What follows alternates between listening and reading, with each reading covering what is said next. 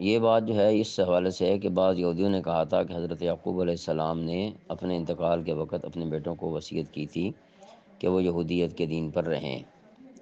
یہ آیت اس کا جواب ہے۔ اس آیت کو سورہ ال عمران کی آیت نمبر 65 کے ساتھ بھی ملا کر پڑھ لیا جائے تو مزید بات واضح ہو جائے گی۔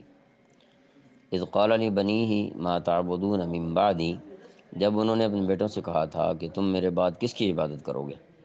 قالوا نعبد الہک و الہ آبائک ابراہیم و اسماعیل و اسحاق الہ واحدا، ان سب نے کہا تھا کہ ہم اسی ایک خدا کی عبادت کریں گے جو آپ کا معبود ہے اور آپ کے باپ دادوں ابراہیم، اسماعیل اور اسحاق علیہ السلام کا معبود ہے۔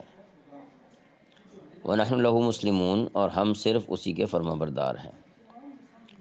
یہاں خطاب اہل کتاب سے ہے، اور یہ ایسے استفہامی یا سوالیہ لہجہ جو ہے اس کے اندر ان کے لیے ایک ڈانٹ ہے، ایک زجر ہے۔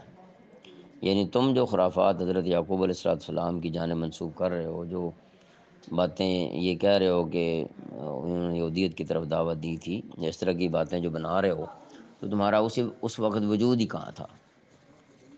صحیح واقعات تو وہ ہیں جو قرآن کریم بیان کر رہا ہے۔ اچھا، اس آیت مبارکہ سے یہ بات پتہ چلی ہے حضرت یعقوب علیہ السلام کی جب موت کا وقت قریب آیا تو اس وقت انہوں نے بیٹوں سے کیا کہا۔ تو اس سے یہ پتہ چلتا ہے کہ حضرات انبیاء علیہ السلام کو زندگی کی طرح